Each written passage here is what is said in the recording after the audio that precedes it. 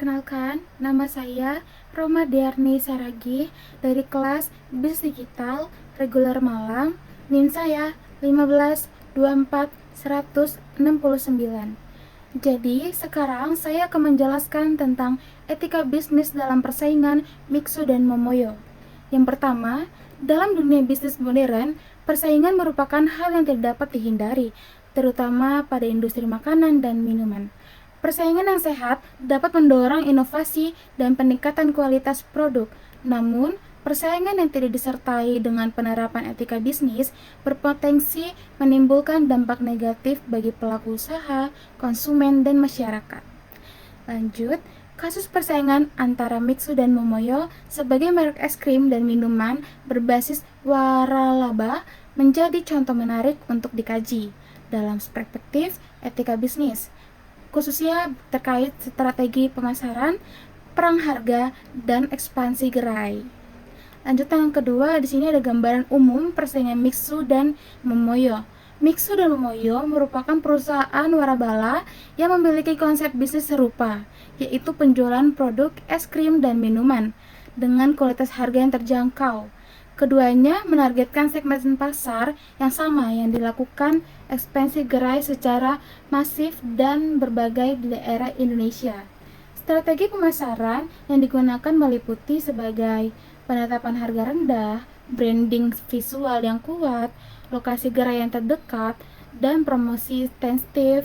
Persamaan strategi ini memicu persaingan yang ketat dan menimbulkan pertanyaan mengenai batas antara persaingan sehat dan tidak sehat. Lalu di sini ada bentuk persaingan dan trik marketing mereka. Beberapa bentuk persaingan yang muncul antara Mixu dan Momoyo. Yang pertama ada harga, perang harga yang menarik konsumen. Yang kedua, ekspansi gerai agresif tanpa mempertimbangkan pendapatan pasar. Lalu yang ketiga, kemiripan produk dan konsep bisnis. Yang keempat ada promosi yang sama menyaingi secara tidak langsung.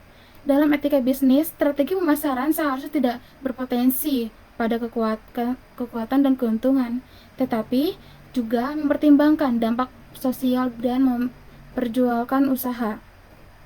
Lalu yang keempat di sini ada persaingan tinjau dari etika bisnis. Dampak positifnya, konsumen memperoleh produk dengan harga terjangkau, meningkatkan inovasi produk, menciptakan lapangan kerja, mempertumbuhkan sektor waralaba, dan ada dampak negatifnya, tekanan ekonomi terhadap mitra waralaba atau yang bisa disebut franchise. Yang kedua di sini ada potensi mematinya usaha kecil atau UMKM lokal. Margin keuntungan yang rendah akibat perang harga, resiko persaingan yang tidak sehat.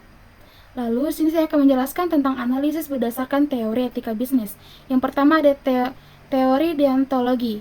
Teori deontologi menekankan bahwa tindakan bisnis harus sesuai dengan kewajiban moral dan prinsip keadilan. Dalam konteks ini, perang harga ekstrim dapat dianggap tidak etis jika merugikan mitra usaha atau pelaku usaha lain. Yang kedua di sini ada teori utilitarianisme. Untuk utilitarianisme, suatu tindakan dinilai baik untuk memberikan manfaat terbesar bagi jumlah orang terbanyak. Persaingan Momoyo dan Mixu memang menguntungkan konsumen, tetapi merugikan sebagai pelaku usaha kecil sehingga memanfaatkan tidaknya merata.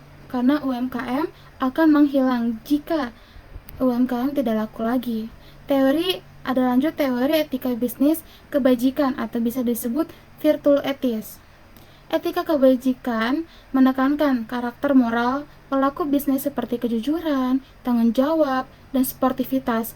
Persaingan seharusnya dilakukan melalui informasi dan meningkatkan kualitas, bukan dengan menekankan persaingan melalui strategi yang dijual mereka.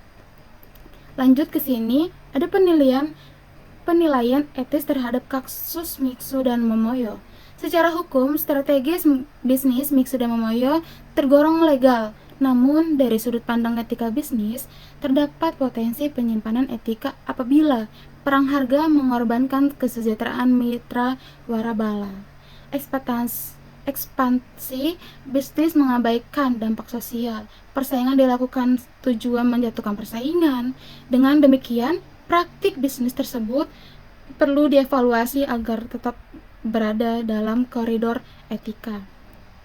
Lalu saya akan menjelaskan tentang solusi dan rekomendasi etis. Yang pertama ada rekomendasi bagi perusahaan, mengedepankan evaluasi, inovasi, dan kualitas produk. Yang kedua ada menjaga keseimbangan keuntungan perusahaan dan mitra. Yang ketiga ada menetapkan prinsip persaingan usaha yang sehat, menyusun kode etik bisnis yang jelas. Yang kedua rekomendasi bagi pemerintah, penguasaan terhadap praktik perang harga, perlindungan terhadap UMKM, regular zonasi warabala. Yang ketiga ada rekomendasi bagi konsumen, bersikap kritis dalam memilih produk, tidak hanya berpotensi pada harga murah, mendukung lokasi usaha yang beretika. Kesimpulan yang saya ambil, persaingan antara Mixo dan Momoyo mencerminkan dinamika persaingan bisnis yang intens di era modern. Meskipun memberikan manfaat ekonomi bagi konsumen, praktik persaingan tersebut perlu diimbangi dengan penerapan etika bisnis agar tidak merugikan pihak lain. Ketika bisnis menjadi landasan penting untuk menciptakan persaingan yang adil, berkelanjutan, dan bertanggung jawab secara sosial. Sekian dari saya, Romadharni. Terima kasih.